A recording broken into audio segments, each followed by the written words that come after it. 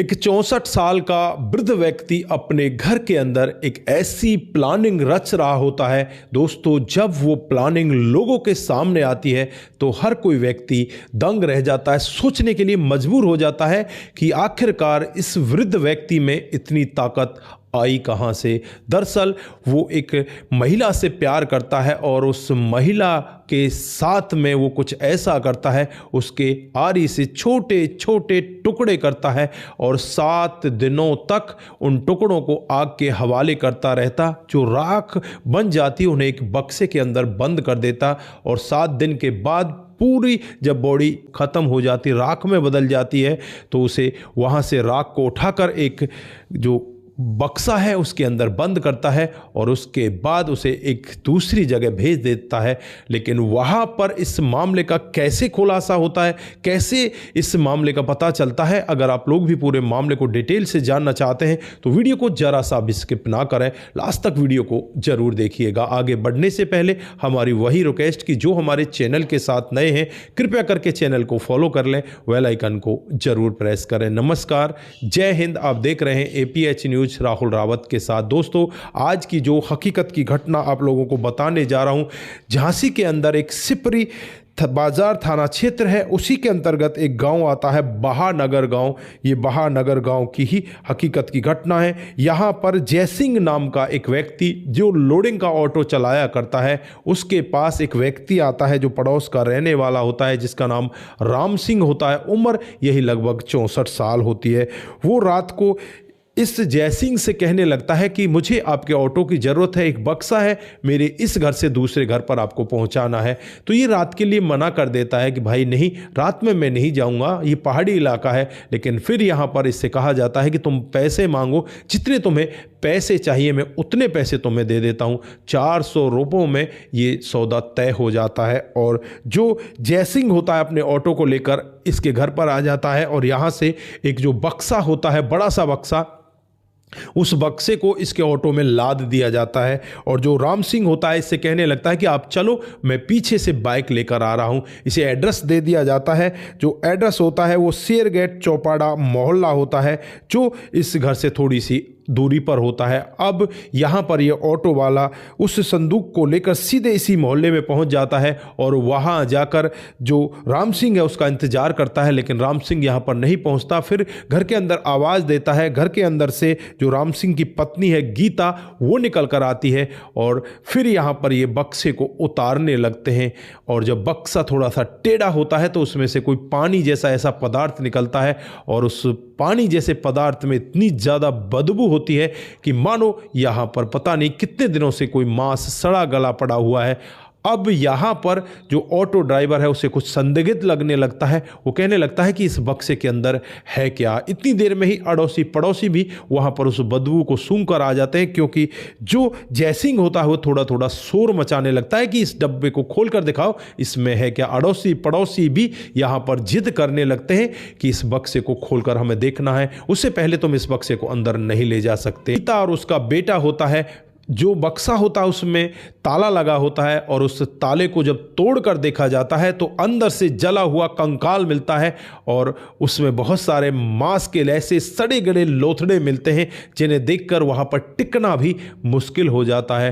दोस्तों, आनन फानन में ही यहाँ पर जो सिपरी बाजार थाना की पुलिस है उसे बुला लिया जाता है। पुलिस मौके पर पहुँच जाती है। मौके पर पहुँचने के बाद गीता और उसके बेटे को गिरफ्तार कर लिया जाता है।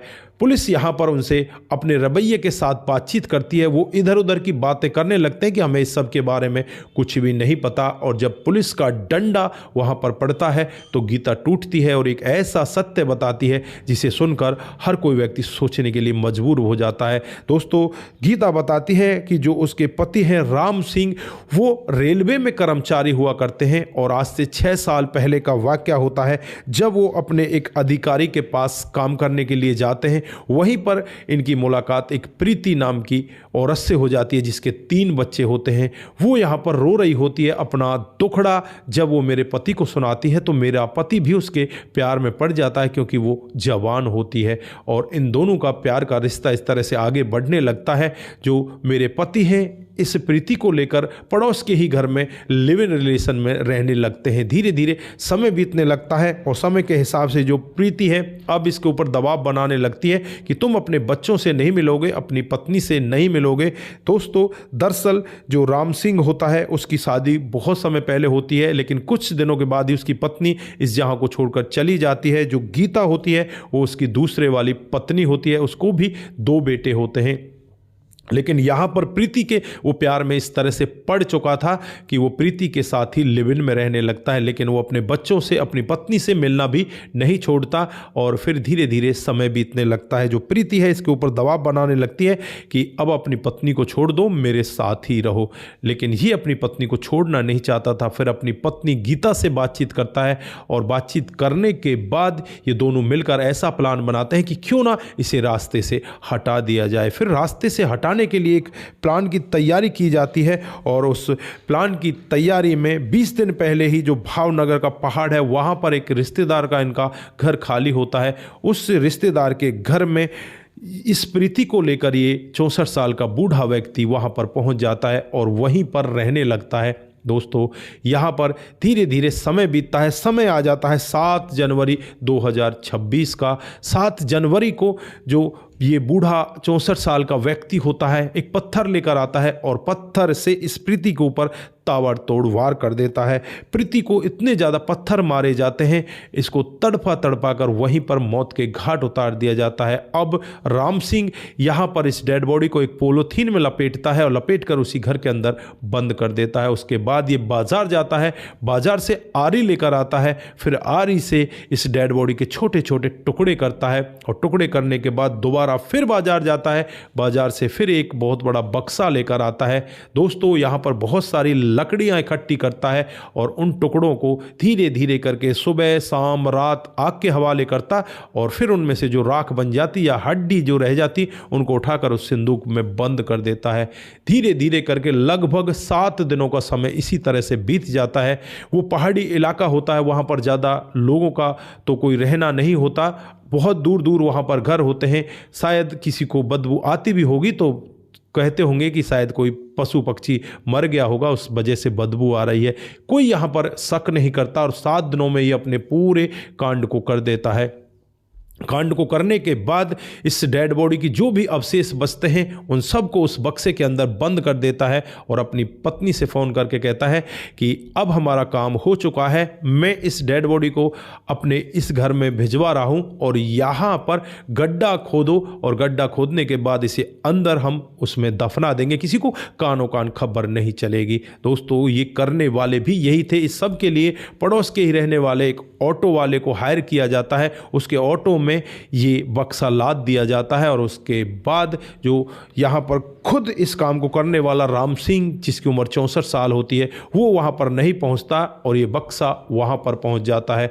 उसके बाद जैसे ये थोड़ा सा टेढ़ा होता है तो इसमें से कुछ लिक्विड ऐसा निकलता है जिसमें बहुत ही ज़्यादा बदबू होती है। उस बदबू को देखकर अड़ोसी पड़ोसी और ये ऑटो वाला तुरंत ही वहाँ पर पुलिस को बुला लेते हैं। उससे पहले ये इसको खोलकर भी देखते हैं और वहाँ पर जो इन्हें दृश्य दिखता है दोस्तों इनकी आंखें फटी की फटी रह जाती हैं।